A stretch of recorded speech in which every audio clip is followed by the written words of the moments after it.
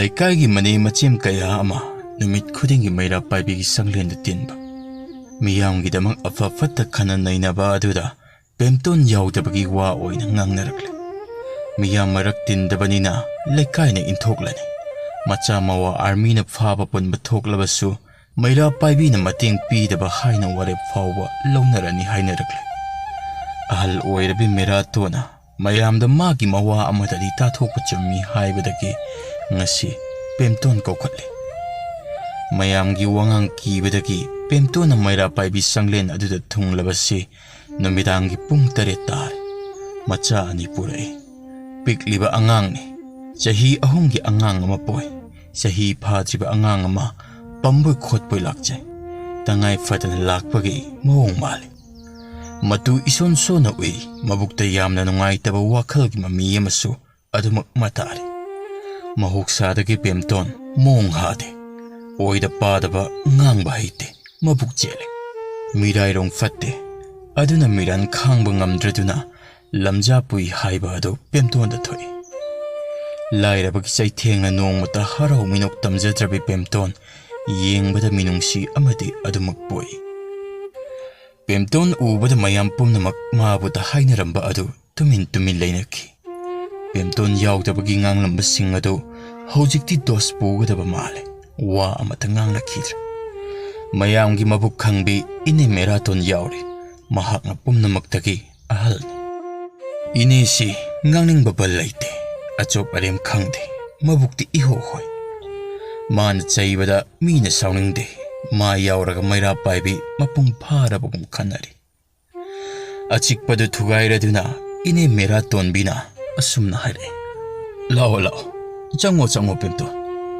ꯅꯪꯕꯨ ꯃꯩꯔꯥ ꯄꯥꯏꯕꯤ ꯏꯃꯥ ꯏꯕꯦꯜꯁꯤꯡꯅ ꯇꯤꯟꯅꯔꯤꯕ ꯑꯁꯤ ꯃꯔꯛ ꯃꯔꯛꯇ ꯃꯧꯔꯤꯅꯤꯗ ꯀꯔꯤꯒꯤꯅꯣ ꯍꯥꯏꯕꯁꯨ ꯃꯈꯪꯏꯅꯤ ꯅꯣꯡꯃ ꯐꯥꯗꯣꯛꯀ ꯌꯥꯎꯕꯁꯤꯕꯨ ꯅꯋꯥ ꯁꯛ ꯐꯖꯕ ꯑꯗꯨꯕꯨ ꯊꯥꯗꯣꯛꯄ ꯏꯉꯝ ꯉꯝꯗ꯭ꯔꯕ ꯖꯥꯠꯂꯣ ꯈꯔꯗꯤ ꯊꯥꯗꯣꯛꯎꯀꯣ ꯅꯠꯇ꯭ꯔꯒ ꯃꯥꯅ ꯃꯩꯔꯥ ꯄꯥꯏꯕꯤ ꯌꯥꯎꯔꯨꯅꯨꯀ ꯍꯥꯏꯕ ꯖꯥꯠꯂꯣ ꯑꯗꯨ ꯑꯣꯏꯔꯒꯅ ꯑꯩꯈꯣꯏ ꯃꯩꯔꯥ ꯄꯥꯏꯕꯤꯅ ꯊꯤꯛ ꯇꯧꯒꯦꯅꯦ ꯄꯦꯝꯇꯣꯟ ꯁꯥꯎꯗꯦ ꯈꯪꯏ ꯃꯦꯔꯥꯇꯣꯟꯒꯤ ꯋꯥꯉꯥꯡ ꯃꯁꯥꯒꯤ ꯍꯩꯅꯕꯤꯅꯤ ꯍꯥꯏꯕ ꯄꯦꯝꯇꯣꯟꯅ ꯑꯁꯨꯝꯅ ꯍꯥꯏꯔꯛꯏ ꯃꯥꯒꯤꯗꯤ ꯑꯊꯤꯡꯕ ꯂꯩꯇꯦꯗ ꯆꯠꯂꯨꯗꯅꯤ ꯆꯠꯇꯦ ꯃꯌꯥꯝ ꯇꯤꯟꯅꯕ ꯌꯥꯎꯗꯦ ꯍꯥꯏꯗꯨꯅꯕꯨ ꯆꯩꯕꯨ ꯆꯩꯔꯤꯕꯅꯤꯅꯦ ꯑꯣ ꯑꯗꯨꯗꯤ ꯅꯪꯇꯅ ꯊꯥꯗꯣꯛꯄ ꯉꯝꯗ꯭ꯔꯗꯨꯅ ꯏꯃꯨꯡꯗꯨꯗ ꯂꯩꯔꯤꯕꯅꯤꯅꯦ ꯈꯔ ꯊꯥꯗꯣꯛꯎꯀꯣ ꯅꯪꯕꯨ ꯃꯤꯅꯍꯥ ꯀꯣꯛꯊꯣꯡ ꯑꯃ ꯌꯥꯎꯔꯤꯕꯅꯤ ꯅꯄꯨꯔꯣꯏꯕ ꯑꯗꯣ ꯀꯅꯥꯅꯁꯨ ꯃꯨꯟꯈꯤꯔꯣꯏ ꯑꯗꯨꯒ ꯅꯪꯁꯨꯅꯦ ꯀꯅꯥꯅꯁꯨ ꯂꯥꯛꯈꯤꯔꯣꯏ ꯑꯩꯈꯣꯏ ꯏꯅꯦꯁꯤꯃ ꯑꯣꯟꯊꯣꯛꯄ ꯋꯥ ꯉꯥꯛꯇ ꯏꯃꯨꯡꯗ ꯃꯤ ꯂꯩꯖꯗꯕꯒ ꯑꯉꯥꯡꯁꯤꯡ ꯑꯁꯤꯅꯒ ꯃꯔꯣꯜ ꯑꯃ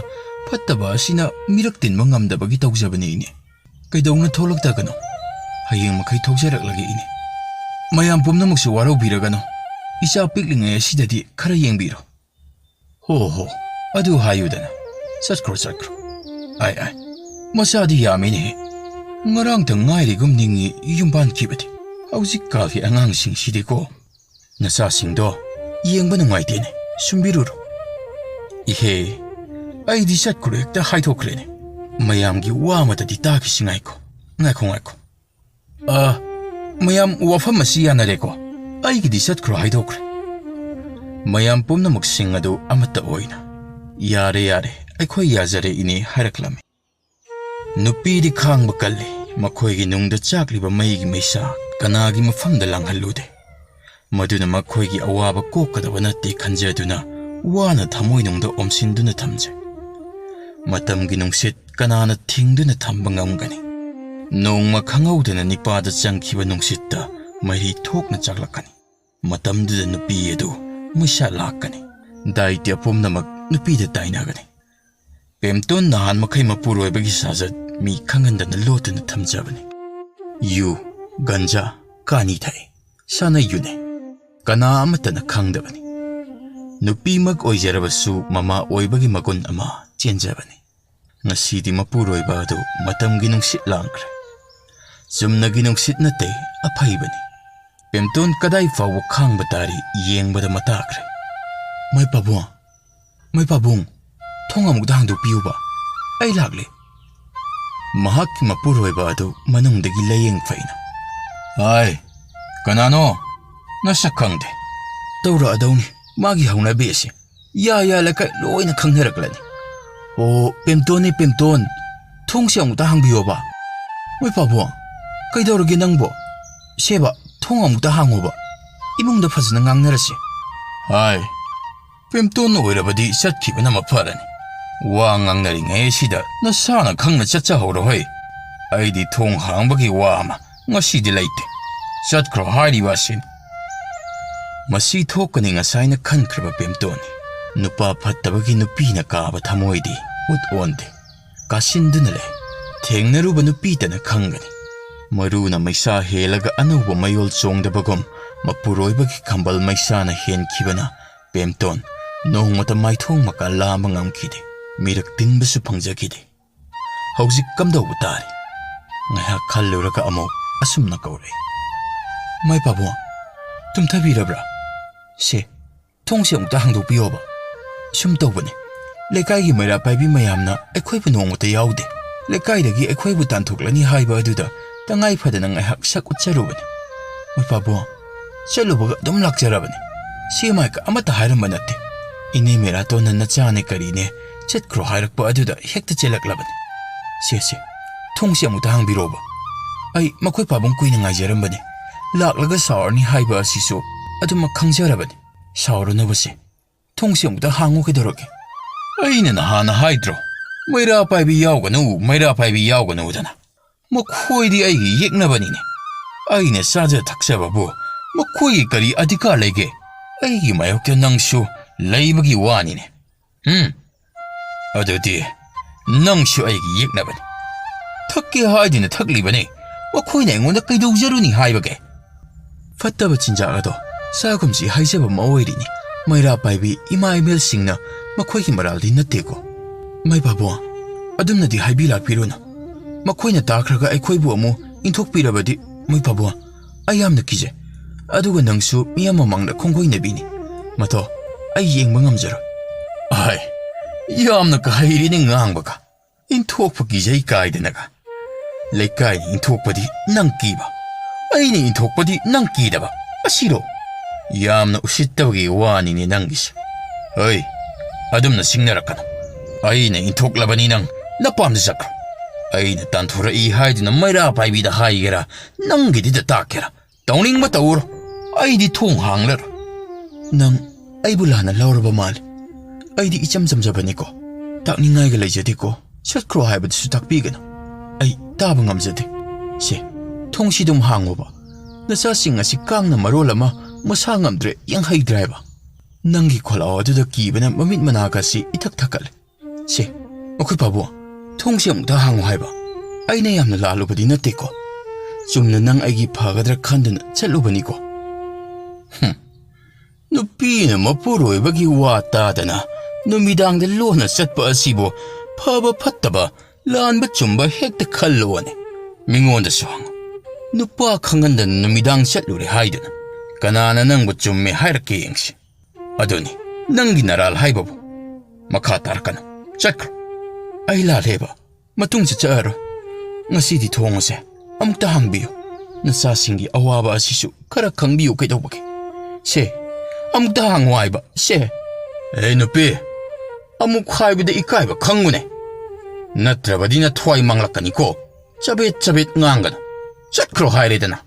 Migi chinthakta arang nana khumliba adubu nakhoigi ahallamandagi lognarakpa lainarana he. Natraga mi usitriba haibadro nangise. Nang ai saipu khangdribo. Suk yamna kidaba asibo nathwai adu painiko. Namit kadu phangnanda napkaniko. Taurage dong asi. Hira. Khanghangeda he. Oh, ibungo. Nangi thamoina adu yaukraba. Dolida. Nupihi mapo. Phare ibungo. Ai thong hango mukhan haikraro. Pothabiro. Nangidamak nanay nubina tawjaruba asi yeknaba oina khankrabako. Pemton makha taba ngamjakidre. Machasing set na konsinbi. Mangol masi amada yena khadagi bora segaiba ama lausilaga tingthoi. Set liba phanek machi amana thajille. Apaba phidup tangkhai amana masadu kupsille. Tangkhai amana masasingi masada kanga chiktenaba kupsin biramlaga makhut yeda angangsing adubu naala naalaga sumbiri. Makut oina chuwada sauraga khuningna leimaidagi ngakhatle. Masasing adu ningamdana yeng. Mittagi bidi atatpa leitana tai, wakhalsu arippa leitana khalle. Asiniko, nupi oibi aigi mapok. Palem panthau leitabagi maichak kaya ama khanglakle. Ipamda halle kadaida leiruba. Leire karam khamba. Siba tarabra. Masibu nupigi mapok haiba adura. Fangliba awaba asina nupigi adhikara. Mairapaibina aibu kanba ngamkhidra. Makhoida hairubana ai kari tongjaba. Yumbanbagi nungaiba haiba adu asirani. Ima nangtana leiramlabadi aigi awaba asiram loidabaniko. Wakchingi ulen khangjaraklaba changbi laion. Apok thibana phaidalgi nungsidna amuk yaibada samjet chana segaibagum pemtongi thamoy majit kaya thokna kaikre. Nupa khudimak asum loina tarongmadra. Isa sing asibu hundoklamlaga sira haibisu. Jiba sing asi karamna lelahwa makhoygi marana kari. Ahing asima karamna leinaba. Nongalagana kari ichel amuk thenglaba. Kaya ni pemtona ngasi khalliba. Mahakti tumli nakhoktuna karisu ningaiba tawdana masasing nungsiba khangdraba jala. Matamdi asum haujinki pemton kapna leli ahing ado. Wakhaldi lepa laiti. Aigi kari iralna pidina asigumba nupa asibu karigi thungbiramliba. Pumnamak khangba tarabra isasing saudriba phawba. Nupi maselni nidra pemtonbu ubada nungaitraba male. Nongalamday pungza aduda pemtonbu urol sarol tohalai. Mangoy haoy. Pemton tay meraton binakauba. Hai pemton haibi Mairapabi maya meeting tawgadawri. Wangbrain khana chawbana kaubani man chairman oigadawri. Nangi wakat pumnamak Wangbrain na tabiraka Women Empowerment Year 2001 ga mari leinana thabak paikhat kadawri. Laone hai howra roy he nupi nasana thengnariba samasya sing. Taibanga manglaipak ka tainaba mafamdagi manglaipak lomda mai onsilladuna pemton chale. Macha ani popamladuna meeting horamle. Wang chawraba singlemlaba Wangbraina mayai tangbal lorame. Nupi pumnamak unwai muchi tumi leine. Ahanba maktada Wangbraina laure. Tao kunai sigi nupi pumnamak. Nakoy tengthana khuana Wangbrain aigi pukning ase pothaba sangtre. Ngasi nakoy gi apamba amade nakoyna thengnariba samasya adu aingonda yamna tena paudamo. Kari tawba yabagi yengke nipasing asi. Aina mathang koksilakani. Wahogdokni haireduna sangna adu ada khurumjari nonjari ikuk nonjari amata haigana. Kanadabada matam mang. Khanglabra nakuk nolamu aingonda. Aduga haigadaba adu hekta dong haisiko. Aduga ngasi matam chana meeting tawdaba asima aina chairak piragani. Ahanba maktada ine marathon koksinjari. Marathon adu makoktamak noladuna. Ayuk nungtil imungi thabak thana nomjarubagi awabang ngaihak koktuna ingna tapna pothajagadaba matam. Numidang asida amuk icha isu sing sipaina phabikragani phubikragani. Mipaijaraduna nupi aikhoi mayam ama yarek santri tawraduna leirak konsang khudingda leinariba asibu kanagidamakno. Asi yawna wajarabani ima ibel sing asi khalladuna nupa sing asina khara hanbibat phabani ifat fatte. Makhoigidamaktaniko nupi aikhoina waba asi siba phawba waba taribra. Masibu khajiktang hanthanaba lambel amatang sinbinaba thagatjari. Memchana amu haire. Aikhoigidi mapada haise nasa waro ngamde warakpa. Mapa macha chap mane. Amasungawi amasuthai. Hanjilaklaga karida tai lada tai aingonda tai. Imung mahilanga da wagi saruk khalladuna aina hekta hanba. Masina nupibu thausadaba amadi lagle. Nongmagi manungda anawu wakhal ama thokpa sungamdre. Kari tawraga phagadagi. Wafam ase miyamda khanabinaba thamjare. Tombina amu haire.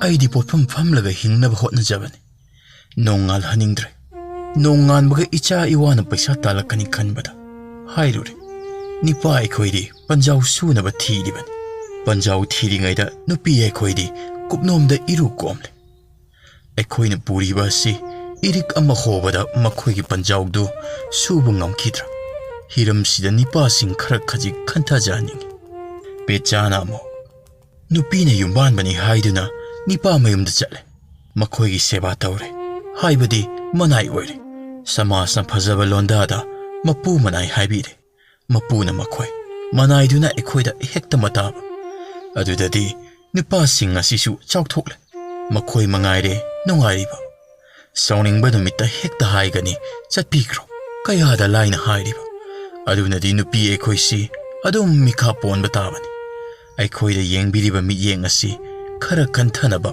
ꯀꯔꯤ ꯇꯧꯁꯤꯒꯦ ꯋꯥꯐꯝ ꯑꯁꯤꯃꯇ ꯊꯥꯡꯒꯠꯆꯔꯒꯦ ꯔꯥꯁꯤꯅ ꯑꯃꯨꯛ ꯍꯥꯏꯔꯛꯏ ꯌꯨꯝꯕꯥꯟꯃꯤꯟꯅꯔꯦ ꯅꯨꯄꯥ ꯅꯨꯄꯤ ꯄꯣꯛꯂꯦ ꯃꯈꯣꯏꯒꯤ ꯌꯨꯝꯅꯥꯛ ꯁꯥꯒꯩꯗ ꯏꯆꯥꯁꯤꯡ ꯇꯤꯜꯍꯜꯂꯦ ꯑꯃꯠꯇ ꯄꯣꯛꯂꯕꯁꯨ 10 ꯄꯣꯛꯂꯕꯁꯨ ꯃꯈꯣꯏꯒꯤ ꯉꯥꯛꯇ ꯑꯣꯏꯈ꯭ꯔꯦ ꯏꯆꯥ ꯊꯥꯖꯔꯦ ꯀꯩꯅꯥꯗꯥꯟ ꯄꯤꯔꯦ ꯃꯈꯣꯏꯒꯤ ꯒꯣꯇꯔ ꯁꯣꯜꯂꯦ ꯅꯨꯄꯤꯅ ꯃꯈꯥ ꯄꯣꯟꯅ ꯍꯦꯛꯇ ꯆꯠꯍꯟꯕ ꯑꯁꯤꯕꯨ ꯀꯔꯤ ꯅꯤꯌꯝ ꯍꯥꯏꯕꯒꯦ ꯈꯔ ꯁꯦꯝꯗꯣꯛꯄꯤꯌꯨ ꯀꯣꯝꯕꯤꯅ ꯑꯃꯨꯛ ꯍꯥꯏꯔꯛꯏ ꯃꯆꯥ ꯃꯔꯝ ꯑꯣꯛꯇꯕꯒꯤꯁꯨ ꯃꯃꯥꯗ ꯂꯥꯏꯔꯤꯛ ꯍꯩꯇꯕꯒꯤꯁꯨ ꯃꯃꯥꯗ ꯂꯨ ꯍꯦꯟꯕꯒꯤꯁꯨ ꯃꯃꯥꯗ ꯏꯟꯁꯥꯡ ꯍꯥꯎꯇꯕꯒꯤꯁꯨ ꯃꯃꯥꯗ ꯃꯆꯥꯅꯨꯄꯤ ꯆꯦꯟꯈꯤꯕꯒꯤꯁꯨ ꯃꯃꯥꯗ ꯃꯃꯧ ꯐꯠꯂꯛꯇꯕꯒꯤꯁꯨ ꯃꯃꯥꯗ ꯃꯆꯥ ꯃꯁꯛ ꯐꯖꯗꯕꯒꯤꯁꯨ ꯃꯃꯥ ꯂꯧꯗꯨꯅ ꯇꯧꯔꯤꯕꯅꯤ ꯍꯦꯛꯇ ꯍꯥꯏꯕ ꯃꯃꯥꯗ ꯃꯈꯣꯏ ꯄꯨꯝꯅꯃꯛꯀꯤ ꯇꯥꯏꯅꯐꯝ ꯑꯣꯏꯔꯤꯕ ꯑꯁꯤꯕꯨ ꯈꯔ ꯂꯧꯊꯣꯛꯄꯤꯕ ꯄꯥꯝꯖꯩ ꯀꯧꯅꯨꯅ ꯑꯃꯨꯛ ꯍꯥꯏꯔꯛꯏ ꯃꯍꯧꯁꯥ ꯂꯥꯏꯔꯦꯝꯕꯤ ꯂꯥꯏꯔꯦꯝꯕꯗꯤ ꯐꯨꯗꯨꯅ ꯇꯥꯟꯊꯣꯛꯄ ꯑꯃꯠꯇ ꯊꯦꯡꯅꯗꯦ ꯂꯥꯏꯔꯦꯝꯕꯅ ꯂꯥꯏꯔꯦꯝꯕꯤꯒꯤ ꯃꯊꯧ ꯈꯪꯏ ꯆꯥꯃꯤꯟꯅꯩ ꯊꯛꯃꯤꯟꯅꯩ ꯁꯨꯃꯤꯟꯅꯩ ꯀꯅꯥꯁꯨ ꯑꯣꯛꯇꯦ ꯍꯧꯖꯤꯛꯇꯤ ꯃꯊꯟꯇ ꯊꯛꯆꯤꯜꯂꯨꯔꯦ ꯉꯥꯎꯔꯦ ꯐꯨꯔꯦ ꯇꯥꯜꯂꯦ ꯅꯨꯄꯤꯗ ꯆꯠꯈ꯭ꯔꯣ ꯍꯥꯏꯔꯗꯨꯅ ꯀꯔꯤ ꯇꯧꯔꯒ ꯀꯣꯛꯀꯗꯒꯦ ꯑꯃꯨꯛꯇ ꯇꯥꯛꯄꯤꯌꯨ ꯄꯦꯝꯇꯣꯟꯅ ꯑꯃꯨꯛ ꯍꯥꯏꯔꯛꯏ ꯑꯆꯨꯝꯕꯅꯤ ꯑꯩꯈꯣꯏꯅ ꯇꯧꯔꯤꯕ ꯑꯁꯦ ꯈꯤꯠꯃ ꯍꯦꯟꯈ꯭ꯔꯦ ꯂꯤꯂꯥ ꯄꯂꯥ ꯌꯦꯡꯂꯦ ꯏꯆꯥ ꯁꯦꯒꯥꯗ ꯑꯍꯤꯡ ꯇꯨꯝꯂꯦ ꯏꯊꯥꯗ ꯊꯕꯛ ꯆꯠꯃꯤꯟꯅꯔꯦ ꯏꯅꯝꯗ ꯅꯤꯄꯥꯁꯤꯡꯅ ꯃꯁꯥ ꯍꯦꯛꯇ ꯀꯣꯝꯊꯣꯛꯄ ꯖꯤꯕ ꯃꯁꯦꯜꯅꯤ ꯃꯄꯥꯡꯒꯜ ꯍꯥꯏꯔꯦ ꯃꯈꯣꯏꯅ ꯀꯜꯂꯤꯕꯅꯤ ꯈꯔꯗꯤ ꯃꯌꯦꯡꯕꯤꯕ ꯄꯪꯁꯤꯟꯕꯤꯕ ꯐꯩ ꯑꯩꯈꯣꯏꯅ ꯌꯥꯝꯃꯟꯗꯨꯅ ꯇꯧꯔꯤꯕꯅꯤ ꯃꯈꯣꯏꯁꯨ ꯈꯔꯗꯤ ꯃꯇꯧꯍꯟꯕꯤꯌꯨ ꯂꯩꯃꯅ ꯑꯃꯨꯛ ꯍꯥꯏꯔꯛꯏ ꯆꯥ ꯂꯣꯟꯕ ꯆꯒꯨꯝ ꯁꯦꯡꯕ ꯀꯣꯟ ꯐꯦꯡꯕ ꯋꯥꯏ ꯇꯩꯕ ꯇꯨꯞ ꯊꯥꯕ ꯐꯤ ꯁꯨꯕ ꯆꯥꯛ ꯊꯣꯡꯕ ꯑꯩꯈꯣꯏꯒꯤ ꯆꯥꯕꯗꯅ ꯑꯔꯦꯝ ꯑꯄꯥ ꯃꯈꯣꯏ ꯃꯕꯨꯛ ꯊꯟꯗ꯭ꯔꯤꯕ ꯐꯥꯎꯕ ꯉꯥꯏꯕ ꯇꯥꯕ ꯂꯦꯝꯗ꯭ꯔꯒꯅ ꯏꯔꯥꯏꯕ ꯄꯣꯠ ꯌꯦꯜꯂꯦ ꯅꯤꯄꯥ ꯊꯨꯡꯂꯕ꯭ꯔꯥ ꯌꯦꯡꯕ ꯀꯣꯟꯅꯗ꯭ꯔꯒ ꯅꯨꯄꯤꯗꯤ ꯇꯣꯛꯄ ꯍꯦꯛꯇ ꯃꯌꯥꯕ ꯁ꯭ꯔꯗ ꯀꯔꯃ ꯆꯠꯂꯦ ꯅꯨꯄꯤꯅ ꯇꯨꯡꯗ ꯅꯤꯄꯥꯅ ꯃꯃꯥꯡꯗ ꯁꯥ ꯐꯥꯕꯗꯤ ꯅꯠꯇꯦꯗꯅ ꯍꯥꯏꯔꯨꯔꯦ ꯅꯨꯄꯤ ꯑꯉꯥꯡꯅ ꯈꯪꯕ ꯅꯠꯇꯦ ꯍꯦꯛꯇ ꯍꯥꯏꯕ ꯃꯈꯣꯏ ꯑꯁꯦ ꯅꯨꯄꯤꯅ ꯄꯣꯛꯄꯅꯤ ꯃꯀꯥꯎꯕ ꯍꯛꯃꯜꯂꯦ ꯅꯤꯄꯥꯁꯤꯡ ꯑꯁꯤꯗꯒꯤ ꯑꯙꯤꯀꯥꯔ ꯈꯔ ꯂꯧꯊꯣꯛꯂꯒ ꯅꯨꯄꯤꯁꯤꯡꯗ ꯄꯤꯕꯤꯌꯨ ꯂꯩꯍꯥꯎꯁꯨ ꯑꯃꯨꯛ ꯍꯥꯏꯔꯛꯏ ꯅꯨꯄꯥꯒꯤꯗꯤ ꯂꯧꯔꯤ ꯌꯨꯝꯐꯝ ꯁꯣꯠꯇ ꯆꯥꯎꯅ ꯃꯔꯩꯕ ꯑꯩꯈꯣꯏꯒꯤꯅ ꯃꯈꯣꯏꯒꯤ ꯃꯤꯅꯨꯡꯁꯤꯒꯤ ꯃꯈꯥꯗ ꯃꯄꯤꯕ ꯌꯨꯝꯕꯥꯟꯃꯤꯟꯅꯔꯒ ꯇꯥꯟꯕ ꯂꯟꯁꯨ ꯈꯥꯏꯅꯕ ꯀꯥꯟꯗꯅ ꯄꯨꯒꯤ ꯃꯌꯥꯗꯕ ꯃꯈꯣꯏꯒꯤ ꯃꯔꯜ ꯃꯋꯣꯏ ꯍꯧꯕ ꯑꯁꯤꯗꯕꯨ ꯀꯔꯝꯕ ꯅꯨꯄꯤꯅ ꯇꯣꯟꯗꯦ ꯃꯍꯥꯏꯗꯣꯏꯅꯣ ꯇꯣꯟꯃꯜꯂꯦ ꯅꯨꯄꯤꯒꯤ ꯃꯄꯣꯛ ꯈꯔ ꯈꯟꯊꯕꯤꯕ ꯆꯨꯝꯂꯦ ꯕꯦꯝꯍꯜꯁꯨ ꯑꯁꯨꯝꯅ ꯍꯥꯏꯔꯛꯏ ꯑꯁꯨꯛ ꯂꯨꯅ ꯈꯟꯅ ꯅꯩꯅꯗꯨꯅ ꯂꯩꯔꯤꯉꯩ ꯑꯁꯤꯗ ꯍꯦꯟꯅ ꯂꯨꯕ ꯑꯃꯃꯨꯛ ꯂꯥꯛꯂꯦ ꯍꯧꯖꯤꯛꯄꯨ ꯉꯝꯃꯤ ꯍꯥꯏꯕ ꯃꯇꯥꯒꯨꯝ ꯌꯨꯝꯗ ꯂꯥꯛꯑꯣ ꯄꯨꯡ 9-10 ꯇꯥꯈ꯭ꯔꯦ ꯍꯥꯏꯗꯨꯅ ꯑꯩꯈꯣꯏꯒꯤ ꯅꯨꯄꯥꯅ ꯑꯉꯥꯡ ꯊꯥꯔꯛꯇꯨꯅ ꯀꯧꯍꯜꯂꯔꯦ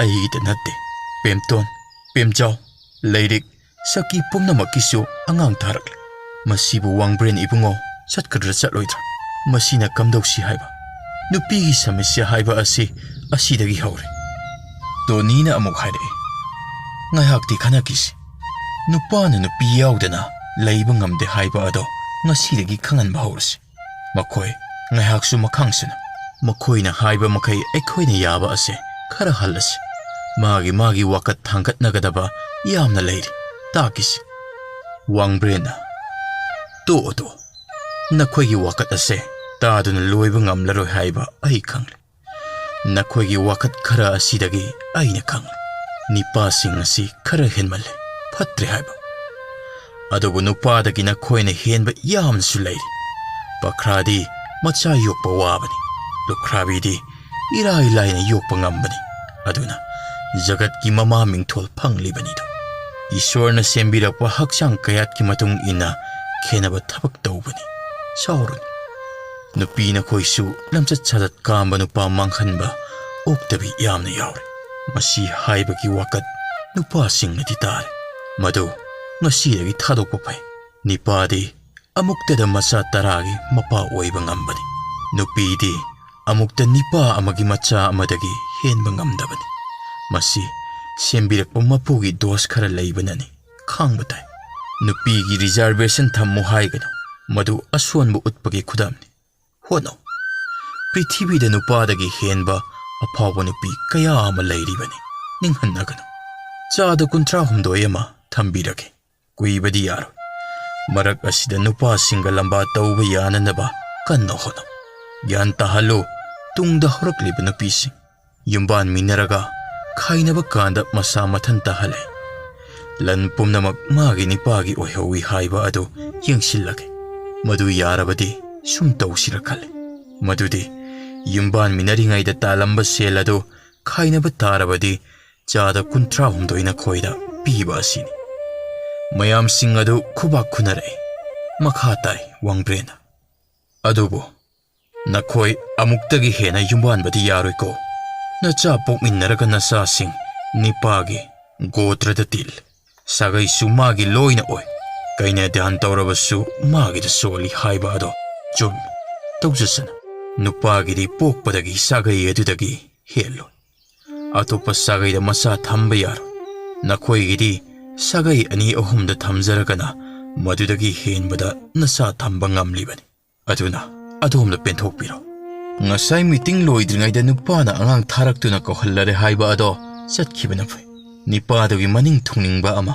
natraga maning thungdaba ama leiramba yai karigino khangthokuba phai madu aina thingduna thamba ngamoi minungsi khangdaba ngammi matagom nupida otpi neibiba pemtongi nupagomba asidi hakmale khara hanthalage makhoigi kot ama linglage madudasu makhoina otpa neiba mahandrabadi aina makhoida laina ama piraga soidana siallage yamnamak manungai khidre hauzik pemtongi nupado ahanbagi oina warak yeng hai kana kana lei pemtongi nupado hauzik masa laktun jinglo ai mayam mamang asida warak wangbrengi yathang kanana thingma ngamgani khudakta leisil nongphai maraktagi pemtongi nupado hingsabagi saktam lauraba anina masa laktuna jingthorai mafi maral khangdre masado ihingna hingsare masindadi arepa leitan sole wangbren ibungo nana ei nupida amuk hana wachararo yu thakchararo ei thawai amuktadi kanbiu madu ubada pemton taibang phawa khonjel thokna kablei pemtona kapagi khonjel mapuroi batai ingaw ngawi ko yengjeng ai mapandani ne ngarangi thaudok ningsinglai thindadana thong hangdorai masa singa taramliba adubu oi chensilaklaga kaurei pemton adu tade kapasulekte mapuroi badu nungsa thibiga loinana manakta phamtharaga masa nomduna hanna hudokche mapuroi bagi khonjel tabada nidra sen khraba mal makeup thokle pemton nongalamle as onthokpa mangama mangluridana hairaduna mami pangthorakpadadi mapuroiba adu manakta famladuna leiba urakle mapuroiba bu yamna ningamdana yenglaga asumna haire ngarang sara helamlani do aisu sadr kaya wana ahingase lele aduni yu thakpa haiba do pemton bakha taraklagano nangna nachasing kolaga namit napi kangdena ahing wana lelamba ase masibu ubada ai chamar wasak sakrabani ai yu thaklaro wangbren sakini pemton tapna angang singna naliba mafi marol singado achet akom semjin khochinna mapuroibagi lengjum maduda sauraga lepkhalai